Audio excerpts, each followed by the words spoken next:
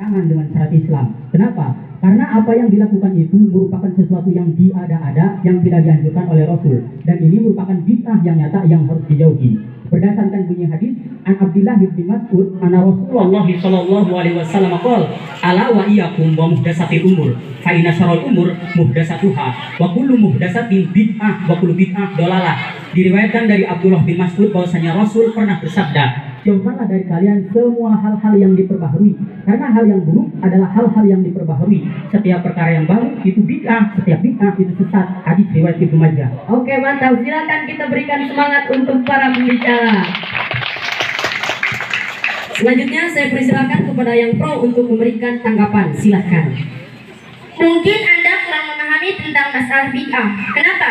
Karena sesungguhnya jumhur ulama secara garis besar telah membagi bid'ah menjadi dua. Ada bid'ah hasanah dan ada bid'ah sayyi'ah. Bid'ah hasanah yaitu sesuatu yang tidak bertentangan dengan syariat Islam. Sebaliknya, bid'ah sayyi'ah itu yang bertentangan dengan syariat Islam. Dalam pembagian bid'ah secara terperinci terbagi menjadi 5. 1 bid'ah wajib, 2 bid'ah haram, 3 bid'ah sunnah, 4 bid'ah makruh, dan yang kelima bid'ah mubah. Sedangkan yang Anda sebutkan tadi yaitu kullu bid'ah dhalal, itu oleh Imam Nawawi dalam kitabnya yaitu Syarah Sahih Muslim. Beliau menyebutkan bahwa hadis tersebut telah ditaksis oleh hadis man sanna fil islami sunnatan hasanah falahu ajruha wa ajru man amila biha ba'dahu min ghairi ayyan qusaf min ujurihim syai'a. Yang artinya, barang siapa yang merintis atau memulai suatu perbuatan yang baik di dalam agama Islam, maka baginya mendapatkan pahala dari perbuatannya tersebut dan pahala dari orang yang melakukan setelahnya tanpa berkurang sedikit pun dari pahala mereka.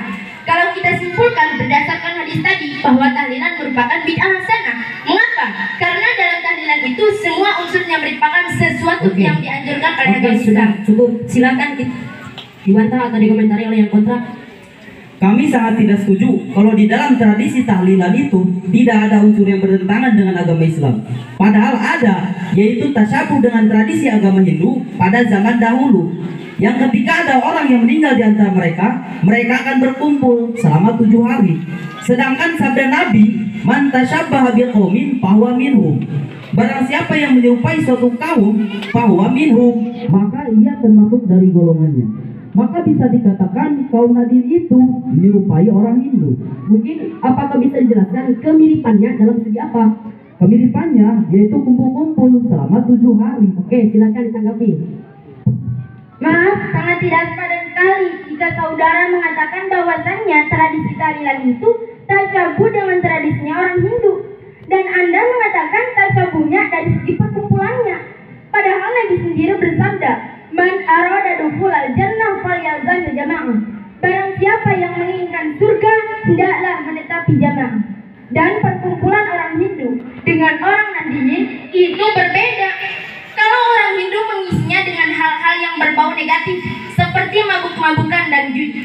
Lain halnya dengan orang Nahdiyin yang isinya membaca ayat suci Al-Quran, tahlil, dan doa. Dan ini telah dilakukan oleh Wali Songo, yang mana para Wali Songo itu tidak menghapus tradisi, tapi menambah isi dari tradisi tersebut. Oke, mantap. Silakan ditanggapi. Ya, memang Wali Songo tidak merubah tradisi tersebut. Tapi apakah ada contoh dari Rasul? Pertanyaannya, apakah ada contoh dari Rasul? Silakan dijawab. Oh ya, jelas memang itu ada contoh dari Rasul. Ketika itu Rasul memerintah para sahabat untuk melaksanakan puasa Asyura, dan para sahabat merasa keberatan. Kenapa? Karena puasa Asyura dilakukan oleh orang Yahudi. Orang Yahudi melakukan puasa Asyura untuk merayakan kemenangan Nabi Musa atas Firaun. Nah, untuk menghilangkan tasyabuh dengan orang Yahudi, Rasulullah menyuruh sahabat untuk memulai puasa pada tanggal 9 yang disebut dengan puasa Tasyrik. Jadi, kesimpulannya tasyabuh itu tidak ada. Berarti kesimpulannya tasyabuh itu hilang dengan mengubah isi. Iya, betul. Ya, silakan ditanggapi.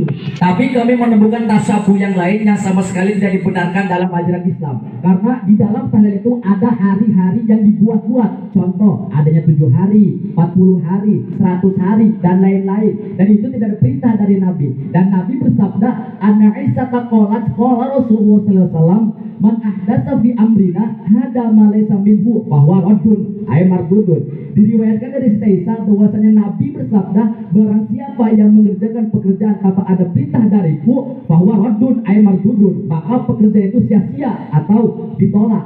Dan apalagi pada acara tahlil itu ada suguhan makanan. Dari yang kontra, dia menganggap sia-sia dalam acara tahlilan. Ya, silakan ditanggapi. Kata siapa tidak ada dasarnya dalam penentuan hari-hari, karena Rasulullah memerintahkan suatu perjalanan untuk pergi ke Masjid Kuba.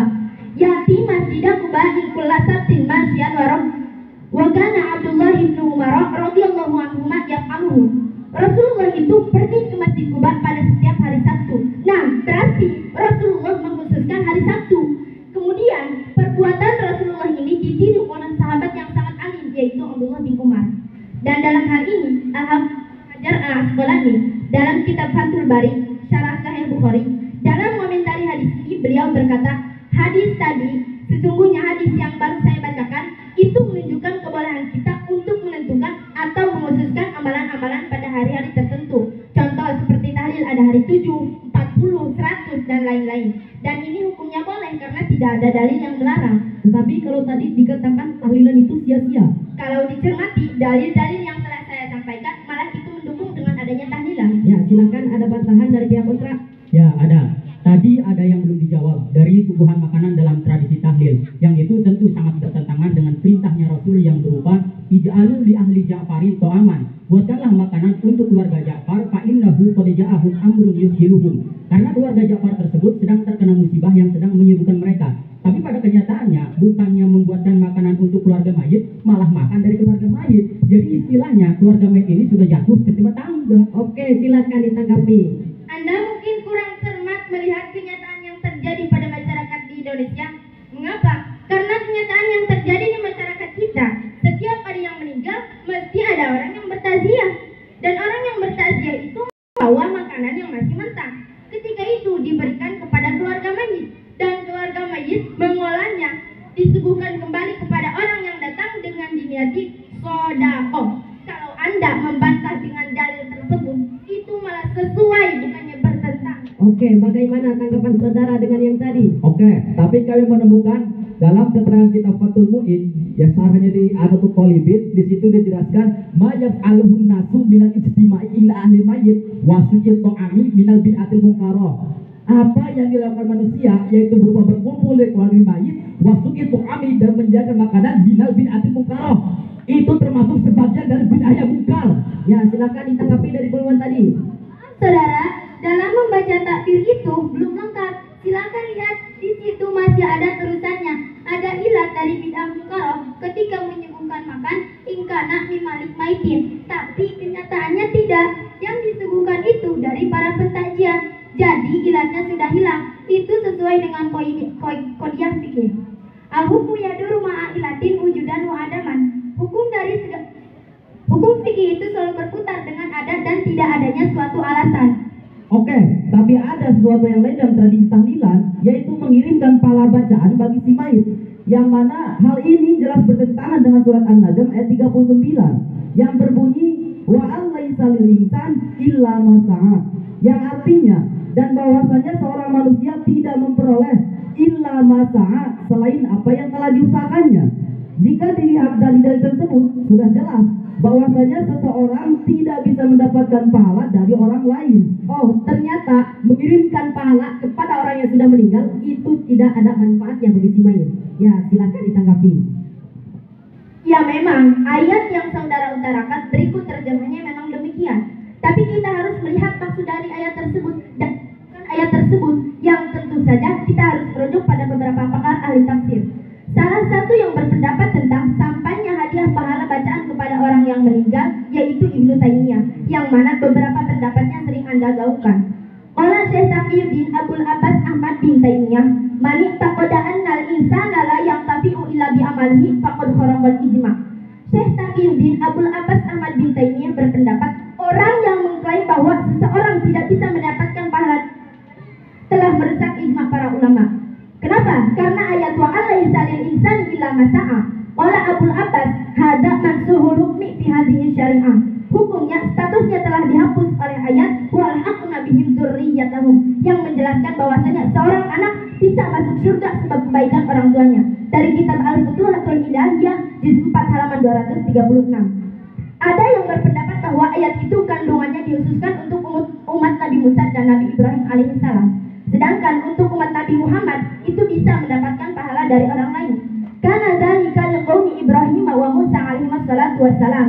Wa amma hadhil ummah falaha ma sa'u wa ma sa'alahum ghairuhum. Dari kitab Hasyiah Bujairami juz 2 halaman 303. Adapun pendapat dari kalangan Syafi'i bahwa pahala bacaan Al-Quran tidak sampai pada mayit itu mahmulun alama kita quri'ah la bi hadratil mayit, diarahkan ketika tidak dibaca di hadapan mayit. Walam yunwas sawabu lahu, tidak diniati pahalanya dihadiahkan pada mayit. Au nawahu walam yun'a, ataupun diniati tetapi tidak didoakan. Dari kitab Asy-Syari'ah Al-Islamiyah halaman 43 fi Ma'atamil Arba'in. Tapi pada kenyataannya di setiap acara tahlilan oleh orang yang memimpin doa selalu dibacakan Allahumma ausil sawaba ma qara'na ila fulan. Ya Allah, sampai pada apa-apa yang telah kami bacakan kepada si fulan. Oke, tepuk tangan dulu untuk para santriwan santriwati unggulan. Supaya lebih seru, saya akan memberikan kesempatan pada masing-masing baik yang pro dan kontra untuk memberikan kesimpulan dari argumentasinya. Ya, dipersilakan kepada yang kontra untuk memberikan kesimpulan dari argumentasinya. Silakan. Terima kasih. Ya. Kami tetap berpegang teguh dengan apa-apa yang telah kami argumentasikan, karena memang itu telah sesuai dengan dalil-dalil yang telah kami utarakan, baik dari Al-Quran, hadis, ataupun As-Sunnah. Yang pada intinya tahlil itu tidak pernah dilakukan oleh Nabi. Jadi untuk itu mari kita selaku umat Islam bersatu untuk menghapuskan bid'ah dan menghidupkan sunnah. Jadi secara garis besar tahlil itu harus dihapuskan dari bumi Indonesia ini khususnya. Terima kasih. Kemudian kesempatan berikutnya saya persilakan kepada yang pro untuk memberikan tanggapan. Terima kasih moderator. Berdasarkan dialog yang sudah kita laksanakan tadi, itu tidak ada satupun dalil dari kami yang bisa Anda bantahkan dan tidak bisa Anda patahkan. Jadi kami tetap pada pendirian kami. Tahlilan itu harus dilakukan untuk menjaga ukhuwah Islamiyah di Indonesia ini, karena sudah sesuai dengan konten Al-Quran, As-Sunnah, Al-Ijma, dan Al-Qiyas. Al-aslu fil asya'il ibahah hatta yadullah dalilu ala tahrimi. Hukum dari segala sesuatu itu boleh sampai ada dalil yang melarangnya, tapi kenyataannya tidak ada dalil yang melarangnya, justru malah menguatkan. Jadi percuma kami berargumen pada Anda karena hati Anda telah tertutup. Terima kasih. Oke, tepuk tangan dulu untuk para santriwan santriwati unggulan. Demikianlah acara debat kali ini. Dipersilakan kepada para peserta untuk kembali ke tempat. Silakan.